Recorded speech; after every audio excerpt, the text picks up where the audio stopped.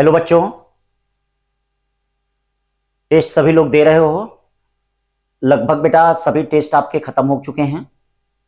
होली तक सारे टेस्ट खत्म हो जाएंगे, चैप्टर वाइज टॉपिक वाइज। बेटा एक बार दिसंबर तक खत्म हो गया था, फिर जनवरी और फरवरी और मार्च में 3 महीने में फिर यानी दोबारा खत्म हो गया। अब बारी आती है बेटा मॉक टेस्ट पेपर की, अब बारी आती है रिवीजन की। तो बेटा 1 अप्रैल से, ये देखो 1 अप्रैल से मॉक टेस्ट पेपर स्टार्ट हो रहा है। मतलब मॉडल टेस्ट पेपर, जो नीट का मॉडल टेस्ट पेपर टाइप का होता है वो स्टार्ट हो रहा है, जो आपके लिए बहुत ही महत्वपूर्ण है। और बड़ा उससे हम अपनी स्पीड को, अपनी एक्यूरेसी को, अपनी सब चीजों को मेंटेन करेंगे, अपनी गलतियों को सही करेंगे। तो अब तैयारी जीत के बेटा, अब जीतना है हम लोगों को, अब की बार 700 पार। तो बेटा ध्यान दीजिएगा, जांचे परखे अपनी तैयारी। अब आते हैं बच्चों, ये जो टेस्ट हुआ है इस टेस्ट का संडे का आज का जो टेस्ट है उसका डिस्कशन कर लेते हैं। तो आज बेटा 224 Sunday physics unit 2 part 2 wave optics. बेटा वेव ऑप्टिक्स से लगभग 2 क्वेश्चन फिक्स होते हैं नीट में आना। मतलब नीट में 2 क्वेश्चन, इस बार तो 2023 में तो बेटा एक ही क्वेश्चन आया था, लेकिन 2 क्वेश्चन लगभग फिक्स होता है, 2 क्वेश्चन आना ही आना होता है। तो चलिए उन्हीं 2 क्वेश्चनों के लिए एकदम सीट कंफर्म कर, मतलब 2 क्वेश्चनों को एकदम कंफर्म कर लिया जाए, आना ही आना है और इसी टाइप का मिलेगा जैसे है। तो चलो बेटा first question, the ratio of maximum and minimum intensity in an interference pattern is 36:1। देखो बेटा मैक्सिमम और मिनिमम इंटेंसिटी का रेशियो दिया है, ध्यान देना, मैक्सिमम और मिनिमम इंटेंसिटी का रेशियो दिया है। देखिए मैक्सिमम और मिनिमम इंटेंसिटी करा है कि आपको एम्पलीट्यूड का रेशियो बताना है। तो बच्चा लोग ये बताइए, I max upon I minimum जो होता है वो कितना होता है? I max upon I minimum क्या होता है? A1 प्लस A2 का क्या होल स्क्वायर अपॉन क्या होता है? A1 माइनस A2 का क्या होल स्क्वायर होता है। ये देखिए I max upon I minimum क्या होता है? A1 प्लस A2 का whole square upon A1 minus A2 का होल स्क्वायर होता है। ये देखो बेटा ये 36/1 दे रहा है और हमको क्या निकालना है? A1 A2 का रेशियो निकालना है, ध्यान देना। तो अब दोनों तरफ जरा स्क्वायर रूट ले लो, स्क्वायर रूट ले लोगे तो ये कितना हो जाएगा? ये देखो कितना हो जाएगा? A1 प्लस A2, ये देखो A1 plus A2 upon A1 minus A2, 6 कितना हो जाएगा? 1 हो जाएगा। ये देखिए 6/1 हो गया। चलिए क्रॉस मल्टीप्लाई कर लीजिए। A1 plus A2 equal to क्या हो गया? 6A1 minus 6A2। ये देखिए 6A1 में से A1 गया, कितना बचा? 5A1 और ये कितना बचा? 7A2। तो इसका मतलब A1/A2 इक्वल टू क्या हो गया? 7/5 हो गया। कितना हो गया? 7/5 हो गया। तो ये फर्स्ट का 4 वाला हो गया। चलते हैं सेकंड क्वेश्चन की तरफ। अब देखो बच्चों सेकंड क्वेश्चन क्या कर रहा है? अनपोलराइज्ड लाइट, ठीक है बेटा, ठीक है। आप जानते हैं ऐसी लाइट जिसका इलेक्ट्रिक फील्ड का ऑसिलेशन सारे डायरेक्शन में होता है उसको अनपोलराइज्ड लाइट कहते हैं। अब हम उस अनपोलराइज्ड लाइट को 2 कंपोनेंट में, एक हॉरिजॉन्टल एक वर्टिकल कंपोनेंट में ब्रेक करते हैं और किसी एक कंपोनेंट का, या तो हॉरिजॉन्टल या तो वर्टिकल कंपोनेंट का खत्म होना ही क्या कहलाता है? पोलराइज्ड लाइट कहलाता है। तो आप यहां पे देखते हैं ये जो हम टूरमैलिन क्रिस्टल यूज करते हैं या पोलराइड यूज करते हैं, अगर इस पर से हम क्या अनपोलराइज्ड लाइट, ये देखिए अनपोलराइज्ड लाइट का सिंबल यही होता है, अनपोलराइज्ड लाइट अगर हम गुजार रहे हैं तो बेटा ट्रांसमिशन के बाद जो बनता है वो पोलराइज्ड लाइट बनता है। क्या बनता है ट्रांसमिशन के बाद? ये देखिए एक कंपोनेंट खत्म हो जाएगा, एक कंपोनेंट खत्म हो जाएगा।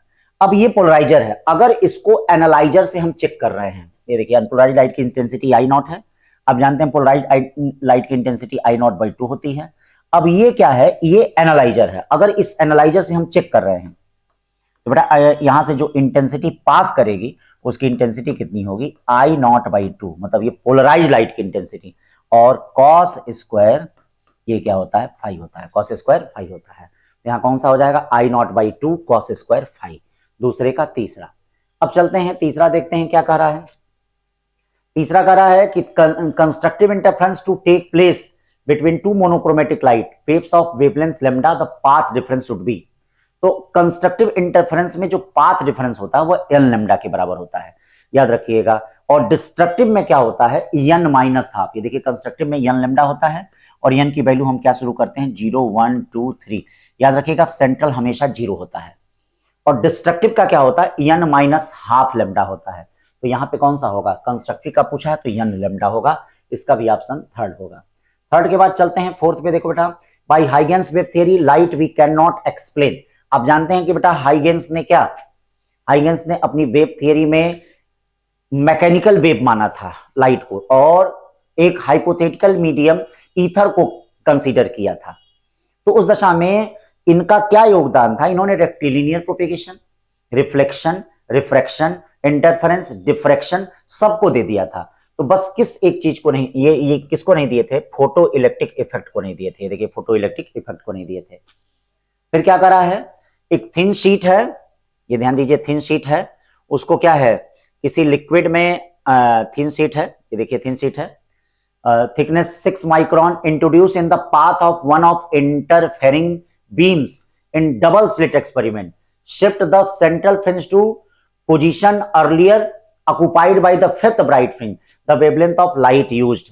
आप जानते हैं YDSC के एक्सपेरिमेंट में, बेटा आपको पता होगा, नहीं पता है तो ध्यान दें, अगर आप किसी भी वेव में, ये ध्यान दीजिए, किसी भी वेव में अगर कोई ट्रांसपेरेंट थिन शीट यूज कर रहे हैं तो ये जो सेंट्रल फ्रिंज होती है वह शिफ्ट कर जाती है। ये शिफ्टिंग कितनी होती है, देखो शिफ्टिंग जो होती है बीटा अपॉन लेमडा और म्यू -1 इंटू कितना होता है, डी होता है। ये देखिए जो शिफ्टिंग होती है सेंट्रल फ्रिंज में, जो शिफ्टिंग होती है beta upon lambda mu -1 into T. कितना बीटा शिफ्ट कर रहा, 5 फ्रिंज, 5 फ्रिंज का मतलब 5 बीटा, या बीटा अपॉन लेमडा, ये देखो म्यू -1 इंटू कितना हो जाएगा टी। यहां से बीटा बीटा कट गया, कट गया। आपको क्या निकालना है, यहाँ पे लाइट की वेवलेंथ, तो लाइट की वेवलेंथ कितनी हो जाएगी, lambda equal to mu -1 T upon कितना हो जाएगा 5। अब देखो म्यू कितना दिया है, म्यू 1.5 दिया है, तो 1.5 क्या बचेगा, हाफ टी कितना दिया है, थिकनेस कितनी है 6 माइक्रोन, यानी 3 इंटू 10 टू पावर -6, ठीक है, अपॉन कितना हो गया 5, इसका मतलब 6000 एंगस्ट्रॉम आएगा। कितना आएगा बेटा, 6000 एंगस्ट्रॉम, ठीक है।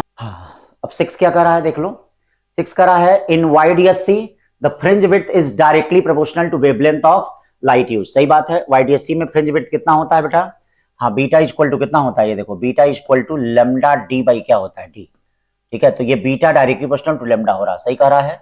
The fringe width in YDSC 2d lambda by a, ये गलत कह रहा है, ठीक है।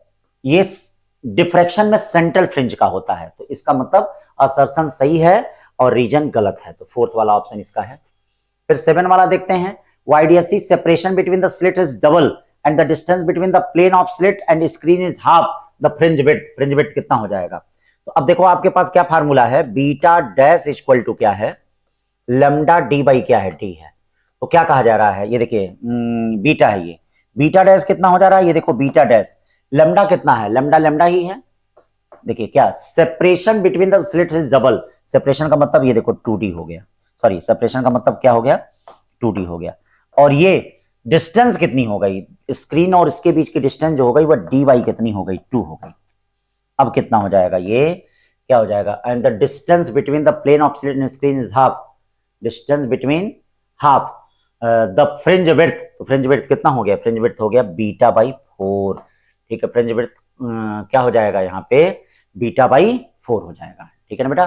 तो YDSC the separation between the slit is double, चलो सेपरेशन को डबल कर लो, अब फिर डिस्टेंस क्या हो गया d बाई 2 हो गया, तो अब फ्रिंज विड्थ कितनी हो गई, beta dash equal to beta by 4 हो गई, ठीक है ना। अब the phenomena of the interference based on superposition, किस पे बेस्ड है, सुपरपोजिशन पे बेस्ड है, ठीक है ना। फिर उसके बाद 9 वाला question, reflection of light of wave eight a fixed point. बच्चों फिक्स पॉइंट का मतलब क्या होता है, जैसे आप जानते हैं लाइट अगर रेयर मीडियम से ट्रांसफर हो रही है तो उसमें फेज चेंज कितने का होता है, 0 का, और डेंसर मीडियम से अगर हो रही है तो पाई का फेज चेंज होता है। तो यहाँ देखो फिक्स्ड पॉइंट का मतलब हो गया एक तरह से डेंसर मीडियम, और उसमें कितने का फेज चेंज होता है, ये पाई का होता है, कितने का होता है पाई। फिर क्या करा 10वां question, the frequency of light rays, ध्यान दें frequency of light rays 6 into 10⁻14 hertz, ये देखो 6 इंटू कितना है 10⁻14 हर्ट्ज दे रहा है, ये देखिए 6 इंटू 10⁻14 हर्ट्ज दे रहा है।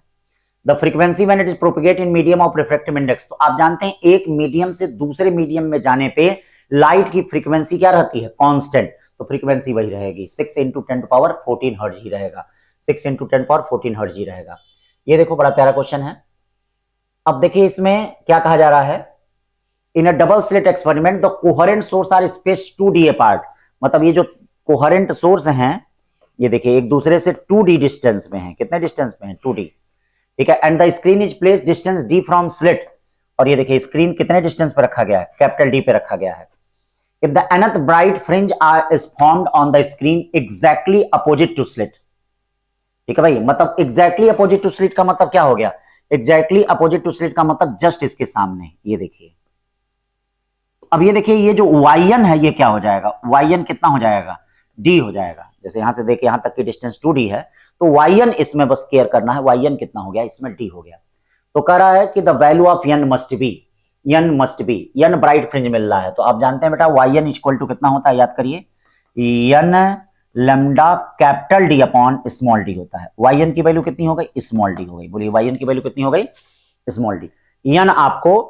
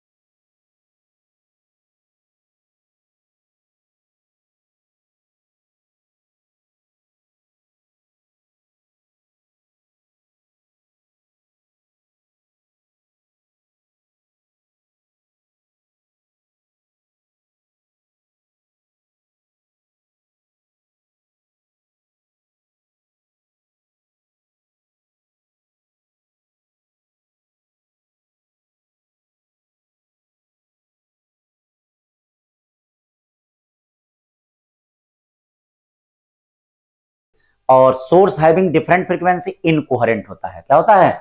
इनकोहेरेंट। मिला लीजिएगा कौन सा सही है। फिर 23 के बाद 24 क्या करा है? करा two coherent monochromatic light beam I and 4i superimpose the maximum possible intensity 9i। तो maximum possible intensity root i1 plus root i2 का होल स्क्वायर होता है, तो इसका स्क्वायर रूट 2, हाँ 3, 9i से ही बोल रहा है। करा maximum intensity root i1 minus root i2 का होल स्क्वायर, नहीं root i1 plus root i2 का होल स्क्वायर होता है। तो फर्स्ट सही है, सेकंड गलत है। First is correct, second is incorrect. 25 when a light passes through a polarised sheet intensity reduce to half. अभी हमने आपको बताया ही था कि जब कोई भी लाइट टूरमैलिन से या पोलराइड से पास करेगी तो उसकी इंटेंसिटी आधे हो जाएगी। सही बात है। रीजन का रहा है the Polaroid selectively absorb electric vector associated with the light wave along the direction of aligned molecules of Polaroid. तो क्या होता है बेटा, पोलराइड में जैसे होता है, जैसे इस तरह से देखिए, ये जैसे हमारे दो अंगुलियों के बीच में छेद है, वैसे ही अनपोलराइज्ड लाइट के दो ऑसिलेशन होते हैं एक्स और वाई कंपोनेंट में। जैसे ये देखिए एक्स और वाई कंपोनेंट, तो जब इससे पास करता है तो एक कंपोनेंट को क्या कर जाता है? एब्जॉर्ब कर जाता है। एक ही कंपोनेंट बाहर निकलता है, एक ही कंपोनेंट बाहर निकलता है। तो असर्शन भी सही है, रीजन भी सही है, और रीजन उसका करेक्ट एक्सप्लेनेशन भी है। 26 why do you see distance between the slit is reduced to half and distance between the slit and screen is double. Distance between slit then the fringe width कितना हो गया? तो distance between the slit is reduced to half, मतलब d/2 कर दिया गया, तो 4 time हो जाएगा, will become 4 time. Unpolarised light fall कर रहा है, तो जब उससे पास करेगा तो इंटेंसिटी कितनी होगी? I0/2। Two slits separated by distance इतना, ऑब्जर्व स्क्रीन इतना, the distance between third dark fringe and seventh dark fringe equal to. देखना भैया, बड़ा अच्छा क्वेश्चन है, इस टाइप के क्वेश्चन बन सकते हैं। हाँ देखिए, इस टाइप के क्वेश्चन बन सकते हैं। Distance between third dark fringe, मतलब y इक्वल टू क्या पूछ रहा है? थर्ड नहीं, एक मिनट, सेवेंथ डार्क फ्रिंज। ये देखिए सेवेंथ डार्क फ्रिंज माइनस क्या? Third dark fringe. ये देखिए थर्ड डार्क फ्रिंज, तो सेवेंथ डार्क फ्रिंज कितना हो जाएगा बेटा? ये 7 माइनस हाफ, ठीक है, लैम्डा d बाई कितना? d माइनस थर्ड हो जाएगा 3 माइनस हाफ लैम्डा d/d। आप उस तरह से अंगुलियों पे भी जोड़ सकते हैं चाहे तो ये क्या हो गया? 13 बाई, ये देखिए 13 लैम्डा d/2d, और ये कितना हो गया? 5 लैम्डा d/2d। अब 13 में से 5 जाए, कितना बचता है भैया? ठीक है, 13 में से 5 जाए 8/2, 8/2 का मतलब कितना हो गया? 4 लैम्डा d/d, 4 लैम्डा/d। ठीक है ना भाई, 4 लैम्डा d/d। अब इसको रख लीजिए, रख के सॉल्व कर लीजिए, कोई ना कोई आ जाएगा। अब देखिए 28 के बाद चलते हैं 29 क्या कर रहा है बेटा? ये भी बड़ा अच्छा question. Light considering of wavelength 6000 and 5500 angstrom falls on the double slit in YDSC. Nth order bright fringe of lambda found to coincide with the mth bright fringe इतना smallest value of n and m। तो बेटा अगर दोनों wave coincide कर रहे हैं, इसका मतलब दोनों का पोजीशन क्या होगा? समान होगा। और अगर दोनों का पोजीशन समान होगा तो n1 λ1 इक्वल टू क्या होगा? m λ2 होगा। तो कुछ करना नहीं है इसमें, n/m इक्वल टू क्या कर देना है? λ2/λ1। अब बताओ λ2 कितना है? 5500 अपॉन क्या है? 6000। ये 0 कट गया, 5 से क्या हो गया? 11, 5 से क्या हो गया? 12, 11 और 12, यानी दूसरा वाला सही होगा। कौन सा सही होगा? दूसरा वाला। तो उसके बाद चलते हैं 30। इन case of light wave to coherent source, path difference का रहा कंस्ट्रक्टिव इंटरफेरेंस के लिए। तो कंस्ट्रक्टिव इंटरफेरेंस के लिए पाथ डिफरेंस कितना होता है? n lambda. डिस्ट्रक्टिव के लिए कितना होता है? n minus half lambda.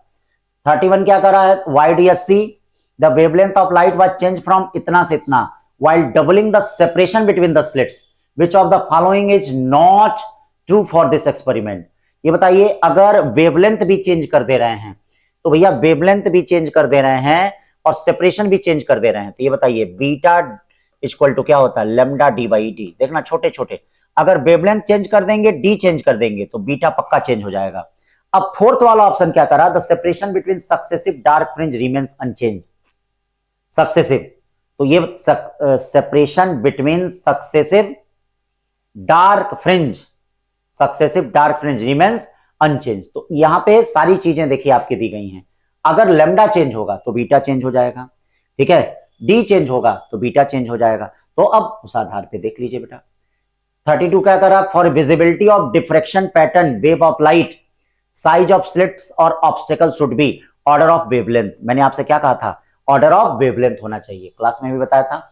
Wave front means all particle in it have same phase in a single slit diffraction, in a single slit diffraction all fringe are of same width, central fringe do not exist, central fringe is twice as wider as other maximum। central fringe क्या होती है, is twice as wide as other maximum, मतलब subsidiary maxima lambda d by d का होता है और central fringe क्या होता है, 2 lambda d by d का होता है। 4 35 in YDSC slit experiment only interference and no diffraction occurs, only interference मतलब YDSC में आपका कहा जा रहा है कि क्या क्या चीजें होंगी। तो बेटा YDSC मतलब YDSC में सिंगल, जैसे डबल स्लिट तो है ही, साथ में आपका सिंगल स्लिट भी है ना, हाँ सिंगल स्लिट भी है। तो यहां पे आपका interference and no diffraction, interference भी हो सकता है, डिफ्रेक्शन भी हो सकता है, ठीक है ना बच्चों, ये ध्यान दीजिएगा, इसमें दोनों चीजें पॉसिबल हो सकती हैं, बोथ इंटरफेरेंस एंड डिफ्रेक्शन अकर, क्योंकि जो डबल स्लिट में अगर सिंगल स्लिट की तरह कंसीडर किया जाएगा तो उसमें डिफ्रेक्शन भी पॉसिबल होगा। तो 3 वाला। 36 a diffraction pattern is obtained using a beam of red light, what happen if the red light is replaced by blue light। तो आप जानते हैं कि ब्लू लाइट की वेवलेंथ क्या होती है, रेड से कम होती है, तो अब क्या क्या चेंज हो जाएगा, डिफ्रेक्शन बैंड बिकम नैरोअर, मतलब बीटा कम होता जाएगा एंड क्राउडेड टुगेदर, तो दूसरा वाला है, ठीक है। White light is used in YDSC experiment, it is seen that at particular point fifth order of maxima of violet, fifth maxima of violet is formed at the same point which color specify wavelength in nanometer form fifth order of minima, fifth order of हाँ minima, fifth order of minima। तो white light use हो रहा है fifth order maxima of violet color। तो अब यहां पे fifth order of minima, तो अब इसके लिए क्या कर लीजिए आप, इसके लिए सबसे पहला काम एक करिए कि कुछ दिया नहीं है, जैसे d/d की डिस्टेंस नहीं दी गई है, तो आप इससे निकाल लीजिए, d/d की डिस्टेंस निकाल लीजिए, निकाल लेंगे, जैसे d/d की distance fifth order of maxima, और फिर उसकी वैल्यू ले जाके इसमें पुट कर दीजिए, उसमें पुट कर दीजिए तो आ जाएगा। 38 क्या कर रहा है, interference and diffraction does not follow the principle of conservation of energy, गलत। इंटरफेरेंस और डिफ्रेक्शन दोनों एनसीईआरटी में लिखा है कंजर्वेशन ऑफ एनर्जी को फॉलो करते हैं, तो फर्स्ट गलत है। Second, the energy is redistributed in case of, हाँ सेकंड सही है, फर्स्ट गलत है, सेकंड सही है। फिर देखिए 39 क्या कर रहा है, 39 कर रहा है 39 column first and column second, distance between slit and screen is half and the separation between slit is double. Distance between slit and screen मतलब छोटा डी क्या हो गया, हाफ, और कैपिटल डी डबल, इसका मतलब 4 टाइम हो जाएगा। Fringe will become distance between slit and screen is half, तो the fringe will become 1/4। ये गलत कुछ दिया है क्या, distance between slit and screen is half, distance between slit and screen, अच्छा distance between slit and screen is half, ठीक ठीक ठीक है बेटा, ठीक है, सही दिया है। तो one slit is covered by cellophane paper, तो बेटा अगर मान लीजिए आप कवर कर देते हैं तो इंटेंसिटी डिक्रीज कर जाएगी। जैसे मान लीजिए हमें ये लाइट आ रही है, इस लाइट को हम एक क्या है, किसी भी ट्रांसपेरेंट थिन शीट से अगर हम क्या करते हैं, कवर करते हैं, तो additional path difference wave cover करेगी, जिसके कारण उसकी इंटेंसिटी कम हो जाएगी। तो bright fringe will become less bright. Sodium light is replace by violet light, sodium light का मतलब होता है येलो लाइट, तो आप जानते हैं विबग्योर, VIBGYOR, अगर आप मान लीजिए सोडियम लाइट की जगह मतलब येलो लाइट की जगह वायलेट लाइट लगा देते हैं तो वेवलेंथ घट जाएगा, अगर वेवलेंथ घट जाएगा तो फ्रिंज विड्थ विल डिक्रीज। देखिए beta directly proportional to lambda, अगर ये घटेगा तो इसका मतलब ये भी घटेगा, तो सी का क्या हो जाएगा 4। मोनोक्रोमेटिक लाइट को अगर व्हाइट लाइट से रिप्लेस किया जाता है तो सेंट्रल फ्रिंज व्हाइट मिलता है और बाद में रेड मतलब किनारा उसका रेड मिलता है, सेंट्रल फ्रिंज व्हाइट मिलेगा, ये देखिएगा सेंट्रल फ्रिंज व्हाइट मिलेगा और किनारा उसका रेड मिलेगा, तो क्या हो जाएगा, all fringe are coloured except central fringe, central fringe white होगी और बाकी किनारे आपका क्या हो जाएगा, रेड से धीरे धीरे धीरे ब्लू की तरफ चला जाएगा। तो ये आपका हो गया 39। 39 के बाद चलते हैं 40, क्या करा, द टू वेव रिप्रेजेंटेड इतना इतना, the amplitude of resultant wave. देखना बेटा बहुत चालाकी से, बहुत लोग गलत किए होंगे इसको, हाँ बहुत लोग गलत किए होंगे। देखो ये कॉस में है और ये साइन में है, तो अब इनके बीच का पाथ डिफरेंस पाई बाई 6 नहीं होगा बेटा, इनके बीच का पाथ डिफरेंस क्या होगा, pi by 2 plus pi by 6। और pi by 2 plus pi by 6 का मतलब बच्चा क्या होता है, pi by 2 plus pi by 6 का मतलब कितना होता है, 3 से 4 पाई बाई 3, 4 पाई बाई कितना होता है 6, 4 पाई बाई 6 का मतलब 2 पाई बाई 3 यानी 120 डिग्री। ये ध्यान देना दोनों में कितने का फेज डिफरेंस है, 120 डिग्री का। अब रिजल्टेंट निकाल लो, ए डैश इक्वल टू क्या होगा, ए का स्क्वायर अंडर रूट ए का स्क्वायर और प्लस 2a का स्क्वायर cos 120। cos 120 की वैल्यू -1 कट जाएगा, ए डैश की वैल्यू कितनी आएगी, ए डैश की वैल्यू कितनी आएगी, ए 40 का 1 हो गया। 40 के बाद चलते हैं 41। 41 क्या कर रहा है, डिफ्रैक्शन स्केप्ट carries notice in case of a sound wave than in case of light wave because sound wave. अब देखो बेटा साउंड वेव डिफ्रैक्शन जो होता है साउंड वेव और लाइट वेव दोनों में होता है। साउंड वेव वाला डिफ्रैक्शन अच्छा होता है, क्यों, क्योंकि उसमें लाइट की वेवलेंथ ज्यादा होती है। अब जानते हैं जो हम स्लिट बनाते हैं बहुत पतला, क्योंकि लाइट वाले में हम क्या है, स्लिट जो बनाते हैं वो लाइट के वेवलेंथ के बराबर, और उसमें स्लिट क्या होती है, ठीक ठाक चौड़ाई होती है, जिसके कारण वहां पर क्या होता है, अच्छा माना जाता है। तो ये कोई होगा, हाँ क्यों, वही है साउंड वेव की वेवलेंथ क्या होती है, लॉन्गर होती है। तो ये 41 का दूसरा हो गया। 42 क्या कर रहा है बेटा, transverse wave nature of light is polarisation, सही बात है, स्टेटमेंट फर्स्ट सही है। Sound waves are longitudinal in nature and do not exist phenomena of polarisation. हाँ साउंड वेव देखिए लॉन्गिट्यूडनल होता है, उसमें पोलराइजेशन नहीं होता, देखिए डिफ्रैक्शन होता है लेकिन पोलराइजेशन नहीं होता है। तो स्टेटमेंट फर्स्ट सही, स्टेटमेंट सेकंड गलत। 43 polarised glass is used to sun glasses because reduce glare.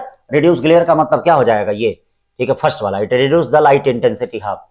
The two slits, याद रखिएगा टू स्लिट्स दिया है, two slits in Young double experiment, हाँ टू स्लिट्स दिया है, देखिएगा टू स्लिट्स। तो width in the ratio 1:25, the ratio of intensity at the maxima and minima. तो बेटा आप जानते हैं कि intensity directly proportional to slit width होती है, ये देखिएगा, यानी ये जो दिया है I1/I2 दिया है 1/25, क्लियर करना, ये intensity directly proportional to slit width होती है बेटा, intensity directly proportional to slit width. तो इसका मतलब I1/I2 इक्वल टू 1/25 होता है। अब बताओ I मैक्स कितना हो जाएगा, I max upon I minimum, I max upon I minimum root I1 plus root I2 का whole square upon root I1 minus root I2 का क्या whole square, root I1 plus root I2 का whole square upon root I1 minus root I2 का whole square. ठीक है, तो अब यहां पे वैल्यू रख दीजिए, 1 प्लस 25 का स्क्वायर रूट क्या करोगे 5, और ये 1 माइनस कितना 5 का होल स्क्वायर, तो 6 कितना हो गया 36, 4 कितना हो गया 16, 4 9 36, 4 चौके 16, 9/4। फिर 45 क्या कर रहा है भैया, 45 देखिए बड़े अच्छे क्वेश्चन सब देखिए, जितने भी मैच द फॉलोइंग वाले मैक्सिमम कवर करने की कोशिश कर रहा हूं, हो सकता है कि 4 ही 5 मैच द फॉलोइंग आप लगाएंगे, उसी से आपका जो 2 क्वेश्चन आना होगा मिल जाएगा, जो 4-5 हमने दिया है। ठीक है, तो अब देखिए कर रहा है कि 2 वेव हैं जिनकी समान इंटेंसिटी है, उनके बीच का अगर फेज डिफरेंस है तो उनकी रिजल्टेंट इंटेंसिटी क्या हो जाएगी।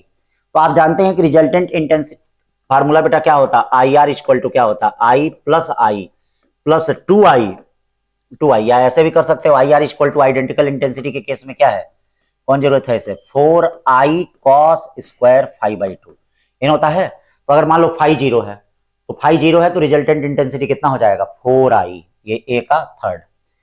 फाई अगर 60 है तो 60/2 30 होता है, cos 30 कितना होता है जरा बोल के बताओ, cos 30 हो जाएगा √3/2 यानी 3/4 यानी 3i, कोई है 3i, हाँ 90 का मतलब 45 का मतलब 1/√2 का मतलब 1/2 यानी 2i है, 2i कोई एकदम है, 180 का मतलब 90 का मतलब क्या 0, ये आपका लग गया। ठीक, रिजल्टेंट इंटेंसिटी के केस में फार्मूला याद रहे। तो 45 के बाद चलते हैं 46, Young double slit experiment first perform in air and then in medium. देखिएगा पहले एयर में परफॉर्म किया गया, कहां परफॉर्म किया गया एयर में, तो एयर में क्या कर रहा है फिफ्थ डार्क फ्रिंज, ठीक है, एयर एट्थ ब्राइट फ्रिंज कितना हो जाएगा बताओ, eighth bright fringe 8 lambda air capital D/D, और फिफ्थ ब्राइट फ्रिंज में 5 minus half lambda medium capital D by कितना डी, डी से डी कटा, डी से डी कटा। अब जानते हैं रिफ्रैक्टिव इंडेक्स कितना होता है, lambda A upon lambda M, lambda A upon lambda mu को रिफ्रैक्टिव इंडेक्स कहते हैं। तो 8 अपॉन कितना हो जाएगा, 10 में से 1 जाता, कितना बचता है 9/2, यानी 16/9, 16/9 का मतलब 1.78, 1.78। 47 क्या कर रहा है, diffraction in which of the following wave, सब में, लॉन्गिट्यूडनल में, ट्रांसवर्स में, इलेक्ट्रोमैग्नेटिक में, सब में होगा, ऑल ऑफ दीज। फिर क्या कर रहा है, unpolarised light of intensity I naught passes through the 3 polariser. देखिएगा 3 पोलराइजर से पास कर रहा है भाई, ये देखिए 3 पोलराइजर से पास कर रहा है, क्या है 3 पोलराइजर। ये देखिए एक पोलराइजर आपका ये है, एक पोलराइजर आपका ये है, एक पोलराइजर आपका ये है, 3 पोलराइजर से पास कर रहा है, ठीक है, अनपोलराइज। तो यहां देखिए इसकी इंटेंसिटी कितनी है, ये देखिए इसकी इंटेंसिटी आई नॉट है, तो तुरंत यहां याद रखिएगा इसकी इंटेंसिटी आई नॉट बाई क्या हो जाएगी 2, ये 1 है, ये 2 है, ये 3 है। अभी 2 से निकालेंगे क्या होगा, transmission axis of the first and second 60 degree, ये देखिए इसका और इसका कितना हो गया 60 डिग्री।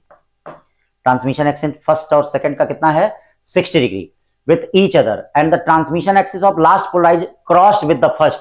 अभी बताइए अगर लास्ट वाला पहले से क्रॉस्ड है, क्रॉस्ड का मतलब होता है पहला और तीसरा एक दूसरे से 90 डिग्री पे हैं, तो इसका मतलब ये वाला और ये वाला एक दूसरे से कितने पे होंगे 30 पे होंगे। तो ये 60 पे हो गया, ये क्रॉस्ड है तो ये 30 पे होंगे।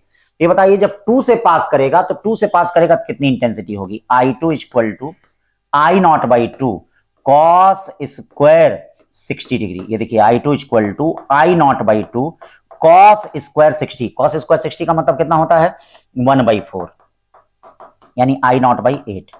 अब देखिए यहां पे कितनी लाइट इंसिडेंस करेगी आई नॉट बाई 8। अब इससे जब पास करेगी I3 इक्वल टू कितना हो जाएगा I naught by 8, I naught by 16 मत करना, हाँ यही होता है एक जगह, I naught by 8 cos square 30 degree, cos 30 degree की वैल्यू कितनी होती है √3/2, तो I3 इक्वल टू कितना हो जाएगा I naught by A 3 by कितना हो जाएगा 4, या 3 आई नॉट बाई कितना हो जाएगा 32। ये देखिए 32 हो गया, ठीक है भाई। तो एकदम सिंपल जो पोलराइज लाइट पे क्वेश्चन आएंगे इसी तरह के आएंगे। फिर चलते हैं 49 क्या कर रहा है, बड़ा प्यारा क्वेश्चन है भी। 49 कर रहा है बच्चों,